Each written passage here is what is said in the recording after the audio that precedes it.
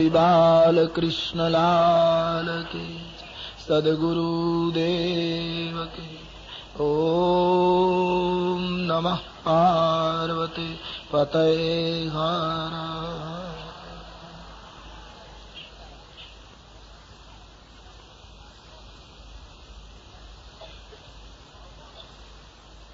जनकपुરમાં બીજી રાત્રિ પૂરી થઈ.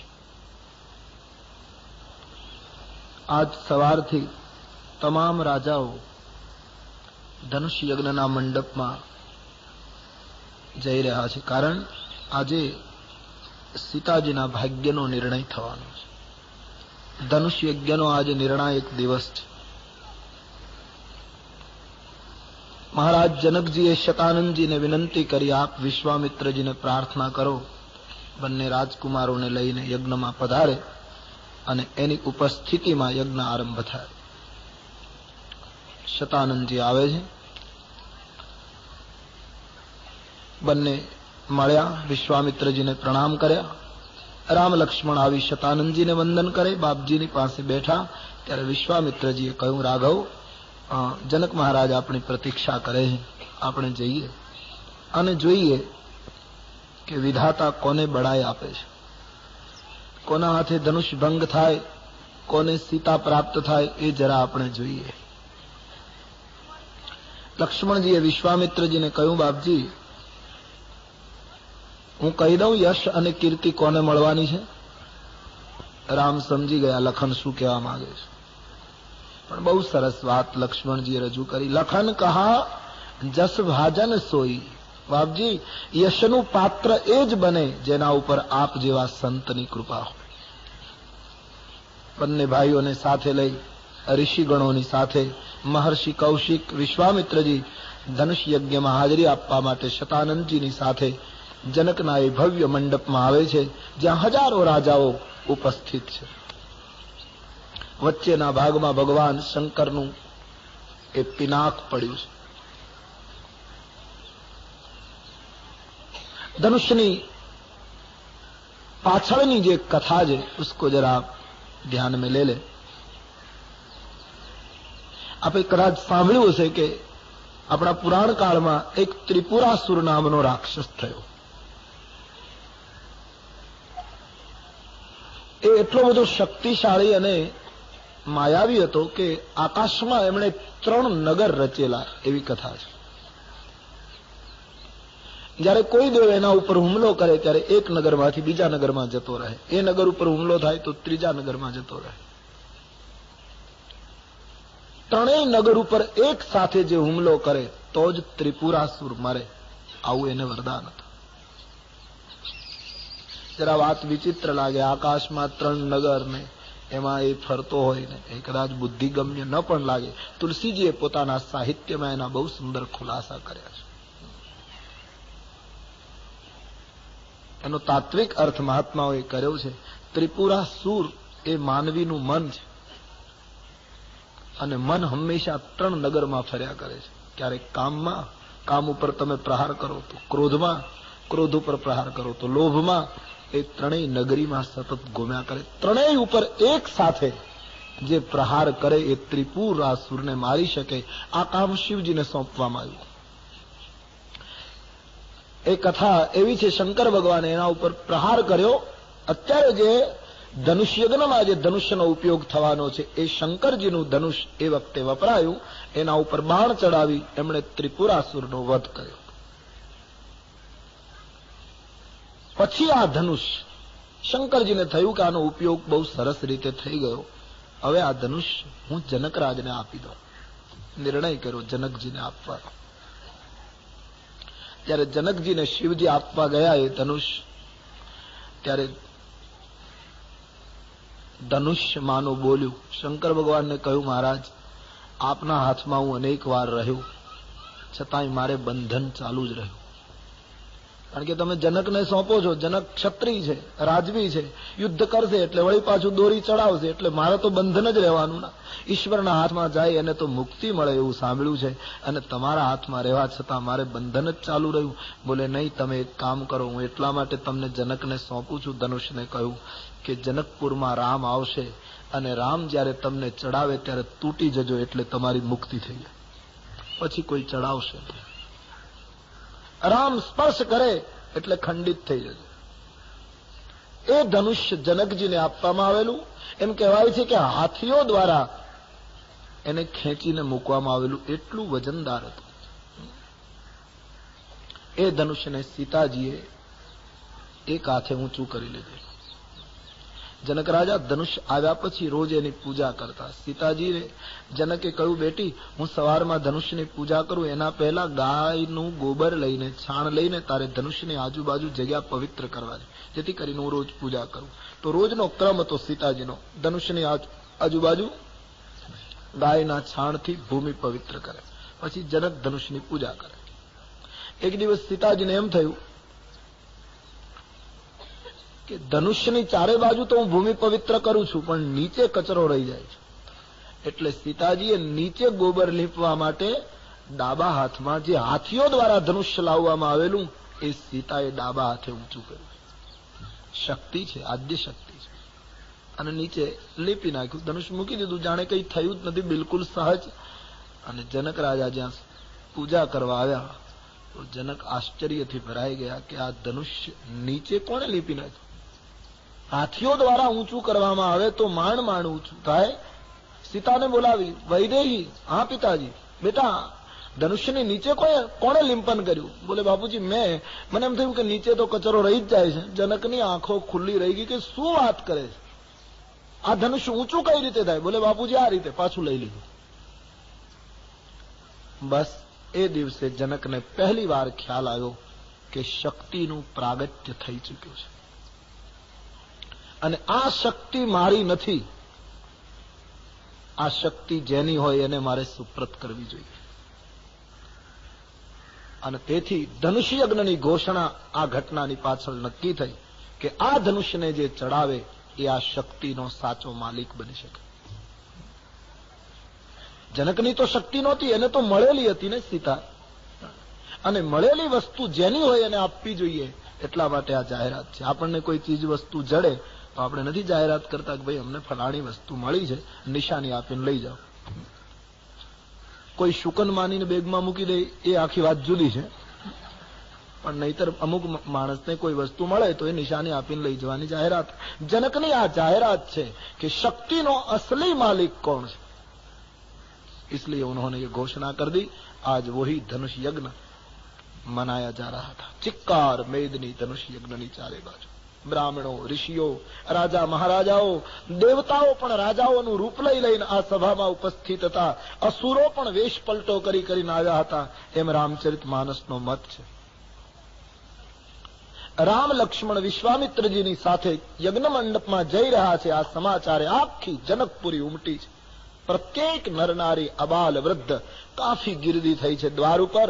જનક મહારાજે બધાની વ્યવસ્થા કરાવી. પોતપોતાના પેલા પ્રમાણે બધા જ ગોઠવાયા. મહિલાઓની જુદી વ્યવસ્થા, બ્રાહ્મણોની જગ્યાએ રાજાઓ ચારે બાજુ, આમ બધાની યોગ્ય વ્યવસ્થા કરી છે. જનક મહારાજે દ્વાર ઉપર વિશ્વામિત્રજીને વંદન કરી સ્વાગત કર્યું. રાજકુમારોનું સ્વાગત. પધારીએ પ્રભુ. મંડપમાં પ્રવેશ કર્યો. રામ એક છે. મંડપ ચિક્કાર ભરાયેલો છે. દરેક વ્યક્તિના નેત્રો રામ ઉપર છે, અને દરેક વ્યક્તિની દ્રષ્ટિમાં રામ તરફ જુદો જુદો ભાવ હોય ને રામનું દર્શન દરેકને જુદું જુદું થયું છે. જેટલા યોગીઓ બેઠા હતા મંડપમાં એને રામ તત્વની જ્યોત જેવા દેખાયા. વિદ્વાનોને રામ વિરાટ પુરુષ દેખાયા. ભગવદ ભક્તોને રામ પોતાના ઈષ્ટદેવના રૂપમાં દેખાયા. પ્રેમીઓને પોતાનું સર્વસ્વ દેખાયા. જનકરાજ અને સુનૈનાને પોતાનું બાળક હોય એવો ભાવ જાગ્યો છે. અભિમાની રાજાઓને રાક્ષસ રાજાઓને ભગવાન સાક્ષાત કાળ જેવા દેખાય. અને તુલસી તો મર્યાદાના સંત છે, એટલે એમણે લખ્યું કે જનકપુરની સ્ત્રીઓને રામ કેવા દેખાયા? તો બોલે નિજ નિજ રુચિ અનુરૂપ, કોઈ ખુલાસો નહીં. બધી મહિલાઓને એની રુચિ પ્રમાણે આ મર્યાદા છે તુલસી. ભગવાન વેદ વ્યાસ હોય તો ખુલ્લું લખી નાખતે. આપણા પુરાણમાં કૃષ્ણ ચરિત્રમાં કથા છે, ભગવાન કૃષ્ણ કંસના યજ્ઞમાં બલરામજીની સાથે જ્યાં પ્રવેશ કર્યો તો લખી નાખ્યું, સ્ત્રીઓને કૃષ્ણ કેવા દેખાયા? સ્ત્રી નામ સ્મરો મૂર્તિમાન. સ્ત્રીઓને સાક્ષાત કામદેવ જેવા દેખાયા. પણ તુલસી મર્યાદાનો પડદો મૂકી દે છે, નિજ નિજ રુચિ અનુરૂપ, ક્યોંકि ये ग्रंथ मर्यादा का.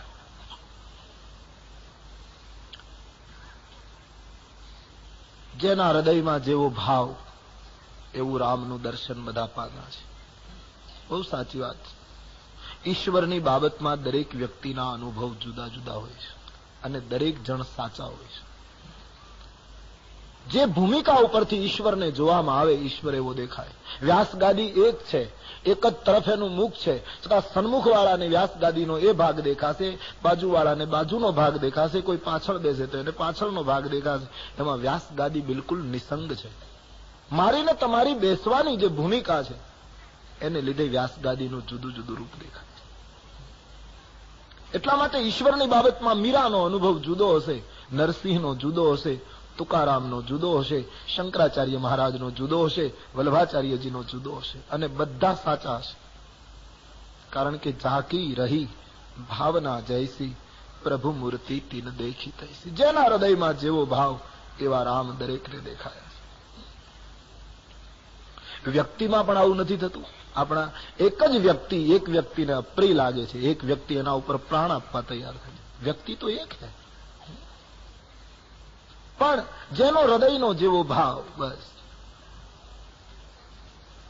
પોતાના હૃદયમાં જેવી વૃત્તિ હતી એવા રામ બધાને દેખાયા છે. આખો મંડપ રામના ઉપર આમ જોઈ રહ્યો છે. આ રાજકુમાર ધનુષ તોડશે, આટલું મોટું સન્માન આ રાજકુમારનું જનકપુરમાં અભિમાની રાજાઓને ઈર્ષા થવા લાગી. તેજ અને પ્રતિભાને સહન ન કરી શક્યા. અંદર અંદર ચર્ચા કરવા લાગ્યા, આ છોકરો ધનુષ તોડશે, આપણા જેવા મર્દો આ સભામાં ઉપસ્થિત છીએ ને. આખા મંડપમાં ચક્કર મારી છે. જનક મહારાજ બોલતા નથી, પણ જનકના હૈયામાં એક ઈચ્છા છે કે મંડપની વ્યવસ્થા, યાની આ બધી વ્યવસ્થા જોઈને વિશ્વામિત્રજી કંઈક બોલે. પેલાના કાળમાં ત્યાગી સંતોનું પ્રમાણપત્ર લેવાતું હતું. એ લોકો જ સાચી વાત કહી શકે ને સાચું પ્રમાણપત્ર મહાત્માઓ જ આપી શકે, જે બિલકુલ ત્યાગ અને તપસ્વી જીવન જીવે છે. સંસારી લોકો તો આ એનું વખાણ કરે તો પેલો એનું વખાણ કરે, એમાં કઈ સત્ય બહાર નહીં આવે. તટસ્થ માણસો સાચું પ્રમાણપત્ર આપે, અને તેથી સંતોને પાસેથી પ્રમાણપત્ર લેવાનું રહેતું. જનકના હૃદયની ભાવ માનો મહાત્માજી સમજી ગયા. આખા મંડપમાં ઘૂમ્યા પછી એક વાક્ય બોલી ગયા, જનકજી, હા ભલી રચના, આપની વ્યવસ્થા સારી છે. બસ એક વાક્યમાં જનકને પરમ સંતોષ થઈ ગયો. બાપજી, આ મંચ ઉપર આપ બિરાજો, તાકી દરેક વ્યક્તિ આપને જોઈ શકે અને આપ અને રાજકુમારો દરેક વ્યક્તિને જોઈ શકે. સબ મંચન તે મંચ એક સુંદર બિશદ વિશાલ, મુનિ સમેત દૌ બંધુ તહ બેઠા રે મહિપાલ. એક ઊંચો મંચ બનાવેલો, એના ઉપર વિશ્વામિત્રજીની સાથે બંને રાજકુમારોને બેસવાની સૂચના થઈ. મહર્ષિ વિશ્વામિત્ર અને રાજકુમારો વિરાજ્યા. ચારો ઓર સે સબ નિગાહે રામ પર હૈ. પિનાક ધનુષ્ય વચ્ચે પડ્યું છે, ઘંટનાદ થયો છે. શ્રી સીતાજીને લઈને એની સખીઓ મંડપમાં પ્રવેશ કરે. બાબાજી की ચોપાઈ, અવની મંડપ સિય પગુધારી, રૂપ દેખી મોહે નર નારી, રૂપ દેખી મોહે નર. જેવો સીતાજીનો પ્રવેશ થયો, સીતાનું સૌંદર્ય જોઈને બધા જ એના તરફ આકર્ષિત થયા છે. બધાને જુદો જુદો ભાવ જાગ્યો છે. તુલસીદાસજી કહે, જનકની એ રાજકન્યા, એના માટે જે એક વ્યવસ્થા હતી વિશિષ્ટ, ત્યાં વિરાજિત થઈ ગયા. જય માળા છે. શાંત વાતાવરણ. ઈર્ષાળુ રાજાઓ, અભિમાની રાજાઓ, કુટિલ વૃત્તિના રાજાઓ જે ધનુષ અમે જ તોડીએ એવી ઈચ્છા રાખીને જે આવ્યા છે એ લોકોના મનમાં કુભાવ છે, રામની ઈર્ષા કરતા હતા. એમાં જનકજીએ પોતાના બંદીજનોને સૂચના આપી કે ઉભા થઈને મારી પ્રતિજ્ઞાની ઘોષણા કરો. બંદીજનોએ ઉભા થઈ હાથ ઊંચા કરી જનકની પ્રતિજ્ઞા ઘોષિત કરી. બોલે બંદી બચનબર સુનહુ સકલ મહિપાલ પન વિદેહ કર કહ્યમ ભુજા ઉઠાય વિશાલ. જનકના દૂતોએ હાથ ઊંચા કરીને કહ્યું કે હે રાજા મહારાજાઓ, ખંડ ખંડથી, દ્વીપ દ્વીપથી, રાષ્ટ્ર રાષ્ટ્રથી તમે બધા આવ્યા છો. મહારાજ જનકજીની પ્રતિજ્ઞા અમે જાહેર કરીએ છીએ અને પછી આપની શક્તિનું દર્શન કરાવો. તેન્દ્ર ભુજ બાલ બીધુક શિવ ધનુ રાહુ ગુરુવ કઠોર વિદિત સબ કાહુ. ગુરુવ કઠોર વિદિત સબ કાહુ. જનકના દૂતોની રજૂઆત બહુ સરસ છે. આ તો આખું ગામ જ જ્ઞાનીઓનું, સવારે આપણે ચર્ચા કરી ગયા કે આખું ગામ વિદ્વાનોનું, એમાં એક એક વ્યક્તિ પંડિત છે. જનકના દૂતો જે ઉભા થયા એમણે રજૂઆત બહુ સરસ કરી કે હે રાજા મહારાજાઓ, તમારા હાથની શક્તિ એ પૂર્ણિમાના ચંદ્રમા સમાન છે. આવું સંબોધન કર્યું. બધા રાજાઓ ખુશ થઈ ગયા કે શું અમારી પ્રશંસા કરી, શું અમને બિરદાવ્યા છે. નૃપ ભુજ બલ બીધું, હે સમ્રાટો, રાજાઓ, તમારા હાથની શક્તિ ચંદ્રમા સમાન છે. બધા રાજાઓ ખુશ થયા, પોતપોતાની બાયો ચડાવવા લાગ્યા, પ્રસન્ન બની ગયા. પણ કોઈ રાજાએ એનો ગર્ભિત અર્થ સમજવાની કોશિશ ન કરી કે આ લોકોએ આપણને ચંદ્રની ઉપમા શું કામ આપી. જનકના દૂત એમ કહેવા માંગતા હતા કે તમારી શક્તિ ચંદ્રમાના સમાન છે, તમારા હાથની તાકાત એ બરાબર, પણ ચંદ્ર એક સરખો નથી રહેતો. એ અમુક દિવસ ક્ષીણતા પામે છે, અમુક દિવસ વૃદ્ધિ પામે છે. એમ હે રાજાઓ, તમારી શક્તિ એક રૂપ નથી, આમ કહેવા માંગતા હતા.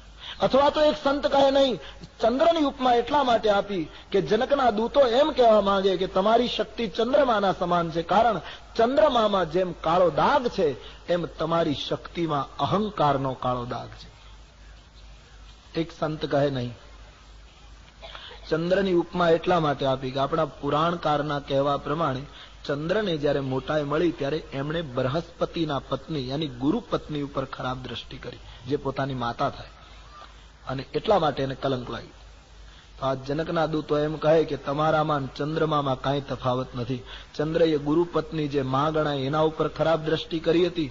આ સીતા જે જગતની માં છે એને મેળવવાનો તમે વિચાર કરો છો, એટલે તમારામાં ચંદ્રમામાં કાંઈ તફાવત નથી. એક સંત કહે નહીં, ચંદ્રની ઉપાધિ આપવા પાછળ એક ચોથું પણ કારણ છે. ચંદ્રને સ્વયં પ્રકાશ નથી, સૂર્યના પ્રકાશથી ચંદ્ર પ્રકાશિત થયા કરે, એ આપણે જાણીએ છીએ.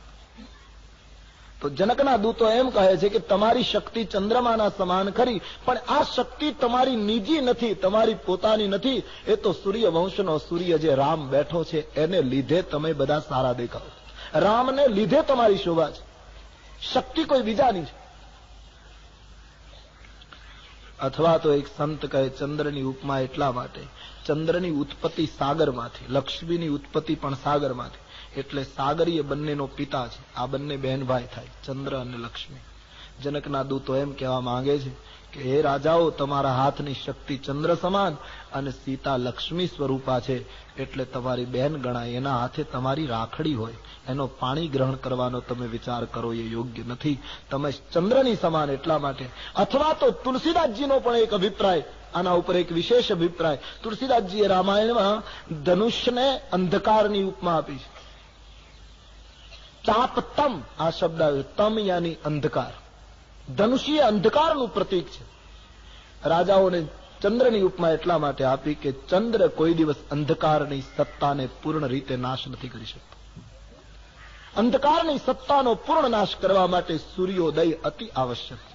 માટે તમારી શક્તિ ઉજ્જવળ છે, બરાબર છે, ચંદ્રના સમાન, પણ એ જે ધનુષ છે એ સમસ્યાનો હલ તમે કોઈ કરી શકો એમ લાગતું નથી. છતાં પણ તમારામાંથી કોઈ મર્દ ઉઠશે અને આ ધનુષ્યને ચડાવી આપે યા તો એનો ભંગ કરી આપે તો ત્રિભુવન જય સમેત બઈ દેહી, 3 ભુવનમાં એનો વિજય થશે અને જગતમાં જેના સૌંદર્યનો જોટો નથી એવી વૈદેહી એના કંઠમાં જય બાળા પહેરાવશે. માટે હે શુરવીરો, આપ આપની શક્તિનું દર્શન કરાવો. મહારાજની પ્રતિજ્ઞા આ રીતે અમે ઘોષિત કરી છે. તમામ રાજાઓ તૈયારી કરવા લાગ્યા. કોઈ મુકુટ સરખો કરે, કોઈ ભેટ બાંધે, કોઈ બાયો ચડાવે અને જે ઉભો થવાની તૈયારી કરે એમ જ માને કે હું જ તોડી નાખીશ. અને ઉભો થાય રાજવી ત્યારે મનમાં મનમાં ગણપતિની માનતા કરે કે આ ધનુષ્ય હે ગણપતિજી જો મારાથી તૂટી જાય તો હું તમને આટલું નૈવેદ્ય ધરાવીશ. પણ પાછો સાથોસાથ એવી માનતા કરતો હતો કે મારાથી તૂટી જાય તો હું નૈવેદ્ય ધરાવીશ, પણ કદાચ માની લો કે મારાથી ન તૂટે તો કોઈનાથી ન તૂટવું જોઈએ તો હું તમને ડબલ ધરાવીશ. आप तुलसीदास આ प्राचीन कथा ने अर्वाचीन संदर्भ में जुओ. इसलिए मैंने पहले दिन निवेदन किया था कि ये कथा प्राचीन है, अर्वाचीन समस्याओं का उकेल है.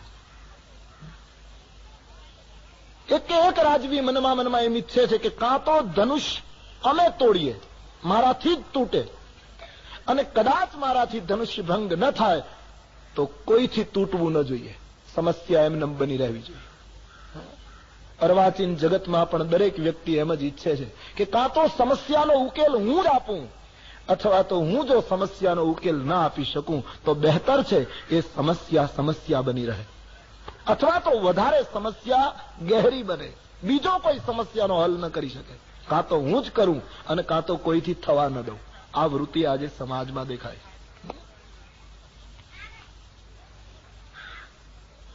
તો જે રાજા ઉભો થતો તો એ આવી માનતા કરતો હતો. હવે બન્યું એવું, એના પછી જેનો વારો આવતો હતો એ બધા સમૂહમાં માનતા કરતા હતા કે જે ઉભો થયો છે એનાથી ન તૂટે તો ગણપતિ અમે આટલું કરીશું. હવે ગણપતિ આ એકની માનતા માને કે પેલા બધા એક સાથે કરતા હતા એની માનતા માને? અંદરો અંદર ઘર્ષણ હતું, ઈર્ષા હતી. ગોસ્વામીજી કહે એક રાજવી ઉઠ્યો છે, અભિમાનથી ધનુષ્યની પાસે ગયો, ધનુષ્યને થપાટ મારીને જાણે હમણાં તોડી નાખશે એવી વૃત્તિથી ધનુષ્યને પકડીને જ્યાં ખેંચવા ગયો, બાબાજીએ શબ્દ ચિત્ર પ્રસ્તુત કર્યું, તમ કી ધરહી ધન મૂઢ નૃપ. ગોસ્વામીજીએ કહ્યું મૂઢ નૃપ. આ રાજાઓ બધા મૂઢ હતા. તુલસી કહે ખેંચે છે, ધનુષ્ય હલતું નથી. ઊંચું કરવાની વાત જુદી છે. બનતું હતું એવું કે રાજવીની શક્તિ ઉલટાનું ધનુષ્ય પોતાનામાં લઈ લેતું. અધિક ગુરુ આય, ધનુષ્ય વધારે ને વધારે વજનદાર થવા લાગ્યું. રાજાનો પરાભવ થાય, હવે લોકો તાળીઓ પાડે, સિંહાસન ઉપર નીચું જોઈને બેસી જાય. વળી બીજો રાજવી આવે. આમ એક પછી એક રાજાઓ ધનુષ્યની આગળ પરાજિત થવા લાગ્યા. કોઈ ધનુષ્ય ભંગ કરી શક્યો નહીં. અમુક સમજદાર રાજાઓ હતા એ ઉઠ્યા જ નહીં આ બધું જોઈને. એના બે કારણો. એક તો સમજદાર રાજાઓને એમ થયું કે કોઈનાથી તૂટતું નથી, હવે કારણ વગર આપણે કીર્તિ ગુમાવવા જવું, એટલે ઉઠ્યા જ નહીં. અને બીજું કારણ એ હતું કે એ લોકોએ જનકપુર આવ્યા પછી જાણેલું કે સીતા પૃથ્વીની પુત્રી છે. જેનામાં થોડી સમજ હતી, વિવેક હતો. એ લોકોએ વિચાર કર્યો કે અમે પૃથ્વીના માલિક છીએ અને સીતા પૃથ્વીની પુત્રી હોય તો આપણી પુત્રી ગણાય, અને દીકરીની સાથે પિતા પરણવાનો વિચાર કરે સંસ્કૃતિનું ખૂન ગણાય. અને તેથી સમજદાર રાજાઓ સભા મંડપમાં ઉભા ન થયા, એમનેમ બેસી રહ્યા. બીજા જે ઉઠતા હતા એ લોકોને સમજાવવાની કોશિશ કરી કે રહેવા દો, ધનુષ્ય નહીં તૂટે, રામ સિવાય કોઈ કઈ નહીં કરી શકે એમાં મારું અંતઃકરણ બોલે છે. અભિમાનીઓ માનતા નથી. એ તો એક પછી એક ઉઠે છે, પરાજિત થાય છે, ધનુષ્યને વધારે ને વધારે વજનદાર કરતા જાય છે. સમસ્યાનો હલ તો દૂર રહ્યો, સમસ્યાને ગહેરી બનાવી દીધી. નિસ્તેજ થઈને ગાદી ઉપર બધા બેસવા લાગ્યા. સન્નાટો છવાઈ ગયો. કોઈથી ધનુષ્યને કઈ થયું નહીં. બધાની વારી આવી ગઈ. કોઈ કઈ કરી શક્યું નહીં. જનક રાજા અકળાઈ ગયા. સભામાં ઉભા થઈ એ યુગનો એક મહાન વિવેકી પુરુષ જનકજી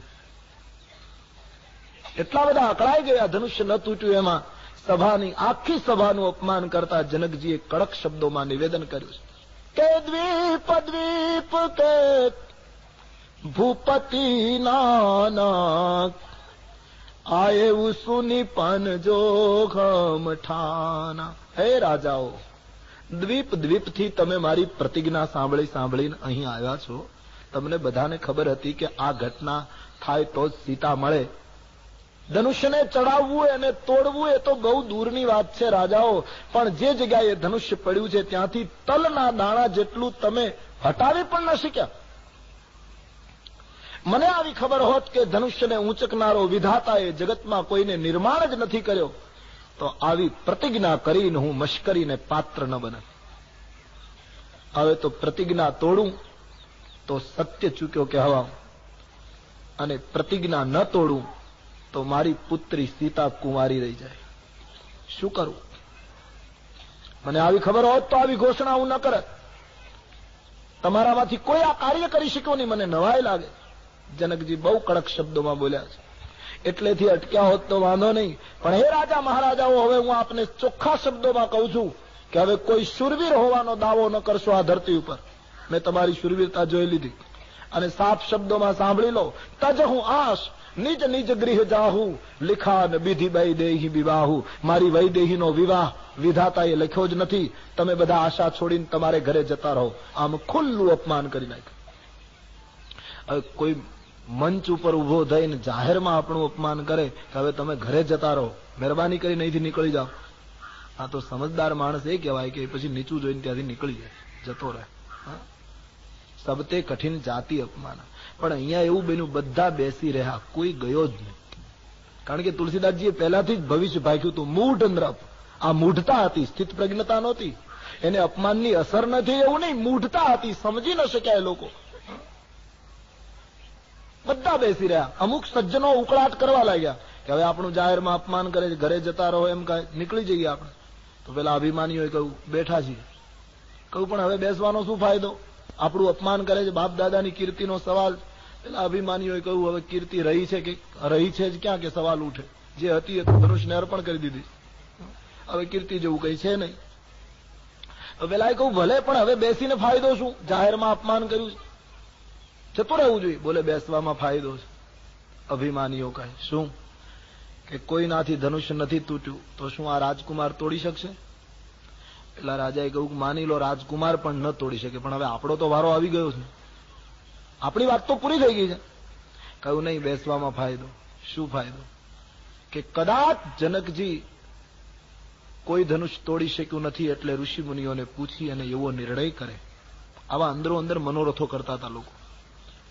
અને એમાં એવો નિર્ણય કરે કે મારી સીતા જયમાળા લઈને નીકળશે. હવે તમે તો કોઈ કઈ ધનુષ તોડી શક્યા નહીં, અને હવે મારી પુત્રી જયમાળા લઈને નીકળશે. હું સ્વયંવર જાહેર કરું છું, મારી કન્યાને જે રાજવી પસંદ પડશે એના ગળામાં એ જયમાળા પહેરાવી દેશે. અને આવો નિર્ણય લેવાય, અને કદાચ એમાં જો આપણો નંબર લાગે, આ એક બીજો વિચાર પ્રગટ થાય, અને કદાચ એમાં જો આપણી પસંદગી થાય તો પણ હજી કદાચ સીતા આપણને પ્રાપ્ત થાય. આવી એક અપેક્ષાથી મૂઢ રાજાઓ બેસી ગયા. જનકરાજ ખૂબ ઉગ્ર ભાષામાં બોલ્યા છે. આટલું બોલે ત્યાં સુધી વાંધો નહોતો, પણ જનકજીએ કડક શબ્દોમાં કહી દીધું કે આજથી હું જાહેર કરું છું કે પરશુરામજીએ 21 વખત ધરતી નક્ષત્રી કરી, પછી આ ધરતી ઉપર કોઈ સાચો ક્ષત્રિય બચ્યો નથી લાગતો. આજ જાની બીનું ભટ્ટ મહીભાઈ, ધરતીનો આખો ભૂમંડળ ગોળો શુરવીરહીન થઈ ગયો છે. હવે કોઈ વીર રહ્યો નથી, વીર વિહીન. મહીમે જાની, ધરતીના પિંડ ઉપર કોઈ વીર નથી. આમ જ્યાં જનકજી બોલી ગયા, બધાએ નીચું જોઈને સહન કરી લીધું, પણ સુમિત્રા નંદન લક્ષ્મણજી આ અપમાન સહન ન કરી શક્યા. વિશ્વામિત્રજીની ડાબી બાજુએ બેઠેલા દશરથજીના પુત્ર લક્ષ્મણજી એકદમ ઉભા થઈ ગયા. શરીર કાંપવા લાગ્યું, નેત્રો લાલ થઈ ગયા, રૂવા બેઠા થયા. સિંહનું સંતાન સહન ન થયું, અકળાઈ ગયા લક્ષ્મણ. કે જનકની આ હિંમત કે એવી ઘોષણા કરે સંસારમાં કોઈ વીર નથી. ભગવાન રામજીના તરફ મસ્તક નમાવીને લક્ષ્મણજીએ ઉગ્ર અવાજમાં કહ્યું કે મહારાજ, જનક કહી જસી અનુચિત બાની. જનકજી જે બોલી રહ્યા છે તે અનુચિત બોલી રહ્યા છે, વિવેક સભર નથી. કારણ બીજાની સામે આવું નિવેદન કરે ત્યાં સુધી વાંધો નથી, પણ વિદ્યમાન રઘુકુલ મની જાની, આપ સ્વયં અહીં વિરાજિત છો, રઘુવંશના ભૂષણ આપ અહીંયા બેઠા છો, અને જનક એમ બોલે કે આ ધરતીના ગોળા ઉપર કોઈ ક્ષત્રિય નથી. મહારાજ, આપને પરિશ્રમ ન લેવો હોય રામજી તો મને આજ્ઞા આપો કે જો રાવણ અનુશાસન પાવો તો કંદુક ઇવ બ્રહ્માંડ ઉઠાવો. તમારો આદેશ મળે તો દડાની માફક આખું બ્રહ્માંડ ઊંચું કરી લઉં. મહારાજ તમે જો મને આદેશ આપો તો કમળના મૂળિયાની જેમ ધનુષ્યને ચડાવી આપું. તમે આદેશ આપો તો કાચો ઘડો જેમ બાળક ફોડી નાખે એમ બ્રહ્માંડના ચૂરા કરી નાખું. અને આપ આદેશ આપો તો ધનુષ્યને ખભા ઉપર લઈ 400 ગાઉ સુધી દોડ્યો જાઉં. મહારાજ મારાથી આ શબ્દો સહન થતા નથી.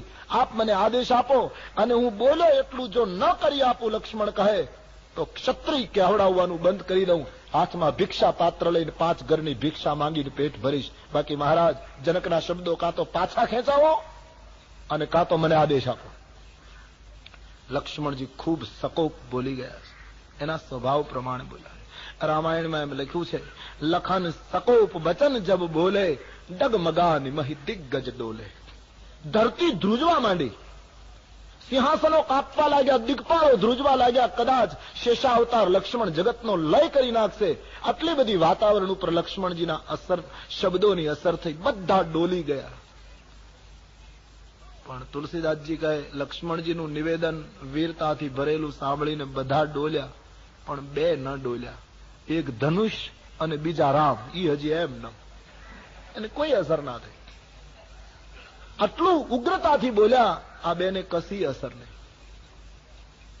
અને આટલી ઉગ્રતાથી બોલવા છતાંય રામજીને કોઈ અસર ન થઈ. એ વખતે લક્ષ્મણજીથી રહેવાયું નહીં. શરીર ગુસ્સામાં આખું લાલ થઈ ગયું લક્ષ્મણજીએ રામજીને નિમંત્રણ આપ્યું કે મહારાજ હવે હદ થાય છે, હું આખો લાલ થઈ ગયો ક્રોધમાં, તમે મારી સામે તો જુઓ, હજી તમે ઉઠતા નથી. તે વખતે રામજી હસીને કહ્યું કે લખન સૂર્યોદય થાય ને એના પહેલા આકાશમાં લાલાશ થવી જોઈએ. હવે લાલાશ થઈ ગઈ છે, અબ સૂરજ નિકલને કી તૈયારી. વરસાદ થતા પહેલા લક્ષ્મણ ગર્जना જરૂરી છે, તूने गर्जना कर दी, अब बारिश मैं कर दूंगा. ભગવાન રામજી ને લક્ષ્મણજી સમજી ગયા, પ્રાર્થના કરી મહારાજ હવે ઉઠો. ચેતન તત્વ ન ઉઠે ત્યાં સુધી જળના ટુકડા નહીં થાય મહારાજ. આ અંધકારનું પ્રતીક ધનુષ, बिना सूर्योदय अंधकार की सत्ता नाश नहीं हो सकती महाराज. इसलिए उठिए प्रभु અને બધા રાજાઓને બતાવી દો કે રઘુકુળમાં કેટલી તાકાત છે. ભગવાન રામજીએ લક્ષ્મણને ઈશારો કર્યો. આટલા બધા રોષે ભરાયેલા લક્ષ્મણજી રામજીના એક જ ઈશારામાં એકદમ સમજી ગયા, બેસી ગયા. તુલસીદાસજી મર્યાદાના સંતને એટલે પાછું આવું લખે ત્યારે ખુલાસા કઈ ન કરે કે ઈશારામાં પાછું શું કર્યું. ખાલી ઈશારો, સહી નહીં રઘુપતિ લખન નિવારે, શયન કરી. કોણ સી શયન? રામજી એને એમ તો નહીં કહ્યું હોય કે તું નહીં, મારે તોડવાનું છે, તું ક્યાં ઉભો થયો, આ બધું મારે કર. એવો ઈશારો તો રામજીએ નહીં કર્યો હોય. એક સંત કહે રામજીએ ઈશારો એ કર્યો, વિશ્વામિત્રજીને બતાવ્યા. લક્ષ્મણ, જનકજી બોલી ગયા કે ધરતી ઉપર કોઈ ક્ષત્રિય નથી. એ વખતે તારા કરતા મને વધારે લાગી આવ્યું છે અને હમણાં બતાવી દઉં. પણ વિશ્વામિત્રજીને ઈશારામાં બતાવ્યા કે વિશ્વામિત્રજીની આજ્ઞા વગર ઉભા થવું એ મર્યાદાનું ઉલ્લંઘન છે. લખન, બાપજી બેઠા છે, उसको पूछे बिना. લક્ષ્મણજી સમજી ગયા, નિયંત્રિત એકદમ રામના પહેલામાં બેસી ગયા. આ ઈશારો બીજા અર્થમાં કહું તો લક્ષ્મણને નહોતો, વિશ્વામિત્રજીને હતો કે બાપજી હવે વિલંબ ન કરો, મને આદેશ આપો. અને વિશ્વામિત્રજી સમજી ગયા. જમણો હાથ ઊંચો થયો, રામની પીઠ ઉપર હાથ ફેરવી અને વિશ્વામિત્રજીએ નિર્ણય આપ્યો કે ઉઠહું રામ, ઉઠહું રામ, ભંજાગુ ભવ ચાપુ, મેટહું तात जनक परिताप. હે રાઘવ, ઉઠો બાપ, શિવધનુષને તોડી નાખો, જનકરાજની ચિંતાને તોડી નાખો. એક પિતાને પોતાની કન્યા માટે જે ચિંતા થઈ રહી છે, આટલા જ્ઞાની પુરુષને એક ધનુષ્ય ન તૂટ્યું, એમાં આટલી મોટી અકળામણ થઈ ગઈ છે. ધનુષ્ય તોડીને એને બતાવી દો. ભગવાન વિશ્વામિત્રજીએ રામજીને આદેશ આપ્યો. ભગવાન રામ વિશ્વામિત્રજીનો આદેશ મેળવતા એ જ સરળતા, એ જ સહજ સ્વભાવ બાપજીને વંદન કરી અને સિંહાસન ઉપર જયારે ઉભા થયા ત્યારે તુલસીને કેવું લાગ્યું. ઉદિત ઉદયગિરી મંચ પર રઘુવર બાલ પતંગ, વિકસે સંત સરોજ બન, અને હર્ષે લોચન ભૃંગ. તુલસી કહે રામજી સિંહાસન ઉપર ઉભા થયા તો એવું લાગ્યું કે ઉદયાચળ પર્વતના શિખરને તોડીને જાણે સવારનો પ્રાતઃકાલીન સૂર્યોદય થયો. કારણ કે અંધકારની સત્તા મિટાવવી છે એટલે તુલસી સૂર્યની ઉપમા આપે છે. ઉદિત ઉદયગીરી મંચ પર રઘુવર બાલ પતંગ, માનો સૂર્ય કા ઉદય હુઆ. તુલસીદાસજીને ચિત્રકૂટમાં કોઈએ પૂછ્યું કે મહારાજ, સૂર્યનો ઉદય થાય તો કમળ ખીલે. કમળ ખીલે એટલે બંધનમાં બેઠેલા ભંવરાઓ મુક્ત થાય, ગુંજાર કરે. સૂર્યોદય થાય એટલે રાત્રિની સત્તા નાશ પામે. સૂર્યોદય થાય એટલે આકાશના નક્ષત્રો દેખાતા બંધ થાય. તો રામરૂપી સૂર્યોદય થયો તો કમળ કયા ખીલ્યા? તો તુલસીને લીખી દિયા, બિકસે સંત સરોજ બન. જનકના મંડપમાં જેટલા સંતો બેઠા હતા એના મનરૂપી કમળો ખીલવા લાગ્યા, એના નેત્રોરૂપી ભંવર ગુંજાર કરવા લાગ્યા. રાજાઓને સીતાને પરણવાની જે રહી સહી આશા હતી એ આશારૂપી રાત્રિ ખલાસ થવા લાગી અને ન બોલવાના વાક્યો રૂપી નક્ષત્રોના તેજ વિલીન થવા લાગ્યા. ભગવાન રામજી ઉભા થયા, બાપજીને વંદન કરી અને સિંહાસન ઉપરથી નીચે ઉતરી પટાંગણમાં પગ મૂકી અને ધનુષ્યના તરફ જ્યાં રામજીએ યાત્રા શરૂ કરી, આખા મંડપના નેત્રો રામના ઉપર કે આ બાળક શું કરશે. કારણ કે રામ બિલકુલ સાધારણ દેખાય છે. અનિવાર્ય જયારે પ્રસંગ આવ્યો ત્યારે જ રામે પોતાનો પ્રભાવ દેખાડ્યો છે. બાકી સતત રામજીએ પ્રભાવ છુપાયો છે અને સ્વભાવ જાહેર કર્યો છે. ઈશ્વરત્વની આ એક નિશાની છે. स्वभाव को दिखाना, प्रभाव को छिपाना. તુલસીદાસ જી વર્ણન કરે છે, રામજી જઈ રહ્યા છે, રામનું નાનું સ્વરૂપ, રામની એ વખતની વય આ જોઈને જનકના ધર્મપત્ની સુનૈનાજી બેઠા છે એને ચિંતા થવા લાગી. એને પોતાની બાજુમાં બેઠી એક સખીને કહ્યું કે હે સખી, આ સમાજની અંદર આ મંડપમાં બધા કૌતુક જોવા ભેગા થયા હોય એવું મને લાગે છે. કેમ? કે કોઈ અમારો હિતેચ્છુ આમાં દેખાતો નથી. બોલે શું મહારાણી આપ કહેવા માંગો? કે હા, રાવણ અને બાણાસુર જેવા જે ધનુષ્યને કંઈ ન કરી શક્યા એને અયોધ્યાનો રાજકુમાર તોડી શકશે. કાલે કૌશલ્યાને જવાબ આપવો મુશ્કેલ પડશે. સુનૈનાનું રામ તરફનું વાત્સલ્ય બોલવા લાગ્યું, આ બાળક ધનુષ્ય નહીં તોડી શકે. ક્યાં કઠોર ધનુષ, ક્યાં આ બાળકની ઉંમર, બાળકને કોઈ સમજાવો. સુનૈનાજી દાસીને સખીને કહેવા લાગ્યા, આની ઉંમર નાની છે. જનકની મેં હમણાં બાર બાર નિવેદન કર્યું તેમ કે એક એક વ્યક્તિ જનક રાજાના ગામની વિદ્વાન છે. તેથી જે દાસી બોલે છે બહુ સરસ બોલે. પોતાની રાણીને કહ્યું, રાણી માફ કરજો, આપને મારાથી ઉપદેશ ન અપાય, પણ એક સિદ્ધાંતના રૂપમાં એક વાત રજૂ કરું. શું? મહારાણી, તેજસ્વીને કોઈ દિવસ નાનો ન ગણાય. તેજવંત લઘુ ગની અને કાવું સૂત્ર છે. તેજસ્વીને કોઈ દિવસ, મહાનતાને ઉંમર સાથે કોઈ સંબંધ નથી.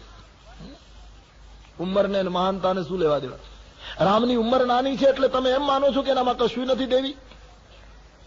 સૂર્યનારાયણ ઉદય પામે ત્યારે બિલકુલ નાના દેખાય, પણ ઉદય પામતા બધા અંધકારની સત્તાને વિદારી નાખે તો શું સૂર્યને નાનો કેવો દેવી? હર હર મહાદેવનો નાદ કરી અને 3 અંજલિમાં આખા સમુદ્રનું પાન કરી જાય તો શું અગસ્ત્યને નાના કહેવા? પર્વત જેવડો પ્રાણી હાથી એને 1.5 ફૂટનું અંકુશ જો વશ કરી શકે તો એ અંકુશને નાનું કહેવાય દેવી? અને મંત્ર બિલકુલ નાનકડો એવો હોય પણ મંત્ર સાધનાથી બ્રહ્માદિ દેવતાઓ એ સાધકને વશ થાય તો શું મંત્રને નાનો ગણાય? દેવી માફ કરજો, તેજસ્વીને કોઈ દિવસ નાનો ન ગણાય. અને સુનૈનાએ સિદ્ધાંત કબૂલી લીધો. બિલકુલ સાચી વાત. મહાનતાને ઉંમરને કાંઈ સંબંધ નથી. આપણે ત્યાં પેલી જૂની વાર્તા છે ને કે પાડોશમાં 2 કુટુંબ રહેતા હતા અને પછી બંનેને ઘરે એક જ દિવસે બાબાના જન્મ થયા. બંનેને ઘરે પુત્ર જન્મ એક જ દિવસે. પછી એ બંનેના છોકરાઓ 5 વર્ષના થયા એટલે બંનેના વાલી એને સ્કૂલમાં દાખલ કરવા ગયા. તો જન્મ તારીખ પણ એક, સ્કૂલમાં પ્રવેશ તારીખ પણ એક અને વર્ગમાં પ્રવેશ તારીખ પણ એક શિક્ષકના હાથમાં બંનેને સોંપ્યા. એ બંને પાડોશીના બાળકો ભણતા ભણતા 5મા ધોરણ સુધી સાથે રહ્યા અને 6ઠ્ઠા ધોરણની પરીક્ષા આપી. એમાં એક પાસ થયો, બીજો નાપાસ થયો. પાસ અને નાપાસ થયેલા બંને પોતાનું પરિણામ લઈને ઘરે આવ્યા. પાસ વાળાને એના પિતાએ ધન્યવાદ આપ્યા. અને નાપાસ થયેલા એના બાપુજી પૂછવા લાગ્યા, તું કેમ નાપાસ થઈ? બોલે, બાપુજી આ વખતે કઈ વાંચેલું નહીં, ધ્યાન નહીં આપેલું. કહ્યું, નહીં, પાડોશીનો છોકરો પાસ થઈ ગયો અને તું કેમ નાપાસ થઈ? કહ્યું, પાડોશીના છોકરાએ ધ્યાન આપ્યું છે, હું રખડવામાં રહ્યો. કહ્યું કે નહીં, તમારી જન્મ તારીખ એક, તમને શાળામાં 1 તારીખે દાખલ કરેલા, તમારો જન્મ 1 તારીખે, તમારી ઉંમર સરખી, અને એ પાસ થાય ને તું નાપાસ થાય કેમ ચાલે? એટલે છોકરાએ કહ્યું, બાબુજી તમારે મને કાઢી મૂકવું હોય તો કાઢી મૂકો, પણ આમાં જન્મ તારીખને વચ્ચે નહીં લાવો. આમાં ઉંમરને શું સંબંધ છે પાસ થવા? આ તો બુદ્ધિનો વિષય. કહે નહીં, તમારી જન્મ તારીખ એક અને એ પાસ થાય ને તું નાપાસ થાય, ચાલે કેમ? એક પિતાએ જન્મ તારીખ જ પકડી. છોકરો બહુ આમ અકલમંદ હતો, નાપાસ કેમ થયો ખબર નહીં, પણ એનો તર્ક શક્તિ સરસ. એમણે કહ્યું પોતાના પિતાને કે બાપુજી આમાં તમે જન્મ તારીખ ન લાવો. કહે નહીં, તમારી એક સરખી ઉંમર, એક જ જન્મ તારીખ ને એ પાસ થાય તું નાપાસ થાય કે? છોકરાએ કહ્યું, બાપુજી ખોટું ના લાગે તો કહું. શું? તમારી જન્મ તારીખ 2 ઓક્ટોબર, બરાબર છે? એના બાપુજી કહ્યું, ગાંધીજીની જન્મ તારીખ એ 2 ઓક્ટોબર, બરાબર? ક્યાં? એને આખી દુનિયા પૂજે છે, તમને પાડોશમાં કોઈ ચા પીવાય બોલાવતું નથી, આમાં જન્મ તારીખનો ક્યાં પત્તો લાગે? નહીતર જે દિવસે ગાંધીજી જન્મ્યા એ જ દિવસે તમારો જન્મ. તમને પાડોશમાં કોઈ ઓળખતું નથી. તેજવંત લઘુ ગણી અને કાવું. સાધનાને, શક્તિને, તેજસ્વીતાને આંતરિક શક્તિઓ સાથે સંબંધ છે. ઘણી વખત શંકરાચાર્ય મહારાજ 32 વર્ષની ઉંમરમાં વૈદિક સંસ્કૃતિનો દિગ્વિજય કરે. તમે 32 વર્ષમાં થઈ શકે? શક્ય જ નથી. કેમ 32 વર્ષમાં થઈ શકે? આટલી યુવાન વયમાં એમણે ચારેય હિન્દુસ્તાનના છેડા ઉપર વેદનો ધ્વજ ફરકાવી દીધો. આ પુરુષ કેમ શક્ય બને? ઉંમરની સાથે જો મિલાપ કરો, જેની સાધના જન્મ જન્મની ભેગી થઈ હોય એ માણસ નાની ઉંમરમાં પણ ક્રાંતિ. સ્વામી રામતીર્થ કહેતા ને કે કોઈ માણસ પોસ્ટકાર્ડ લખતો હોય કોઈ સ્નેહીને, અને પથારીમાં રાત્રિના સમયે પોસ્ટકાર્ડ લખતા લખતા અડધો પોસ્ટકાર્ડ લખી શક્યો અને ત્યાં એને ઊંઘ આવી ગઈ અને કલમ પડી ગઈ, પોતે સૂઈ ગયો, પોસ્ટકાર્ડ પડી ગયો. તો સવારે જાગ્યા પછી એને ખ્યાલ આવે કે હું તો ટપાલ લખતા લખતા સૂઈ ગયો. પાછી કલમ લે, પોસ્ટકાર્ડ લઈને લખવા બેસે તો એ માણસને પોસ્ટકાર્ડ પહેલેથી લખવો ના પડે, જ્યાંથી અધૂરો હતો ત્યાંથી આગળ ચાલુ કરવા. એમ સાધના કરતા કરતા કોઈ સંતો, કોઈ મહાપુરુષો પ્રારબ્ધ પૂરું થતા સૂઈ જાય, યાની પ્રારબ્ધ પૂરું થઈ જતા શરીર છોડી દે, તો એ આત્મા બીજા જન્મમાં જયારે શરૂઆત કરે ત્યારે એને પહેલેથી શરૂઆત ન કરવી પડે, જ્યાંથી સાધના અધૂરી હતી ત્યાંથી આગળ જવું. એટલે એ સીધી વાત છે. ઉંમર નાની હોય તો એ આપણા કરતા આગળ હોય. ઘણી વખત એવું પણ બને કે આખો પોસ્ટકાર્ડ લખાઈ ગયો હોય, ખાલી સહી જ બાકી હોય, એને ઊંઘ આવી ગઈ હોય, તો બીજે દિવસે ખાલી સહી જ કરવા પૂરતી હોય, બીજા જન્મમાં ખાલી થોડું જ કરવાનું હોય. ઘણી વખત એવું બને સહી પણ કરી નાખી હોય, એડ્રેસ જ બાકી હોય, તો જાગ્યા પછી ખાલી એડ્રેસ, ઘણી વખત એડ્રેસ પણ થઈ ગયું હોય, ખાલી પોસ્ટ જ કરવાનું બાકી હોય. ઘણા લોકોની સાધના કેવલ પોસ્ટ પૂરતી જ બાકી હોય, એટલે એ લોકો આપણા કરતા વધારે આગળ દેખાય. તેજવંત લઘુ ગની અને કાવું. તુલસીદાસજી વર્ણન કરે છે. સુનૈનાને એની સખીએ આ સિદ્ધાંત રજૂ કર્યો. સુનૈનાને સંતોષ થઈ ગયો, ચૂપ થઈ ગયા. દરમિયાન રામજી ધનુષ પાસે પહોંચી ગયા. બધા જ વિચાર કરે, આ બાળક શું કરશે, આ બાળક શું કરશે. રામજીએ ધનુષને એક પરિક્રમા કરી.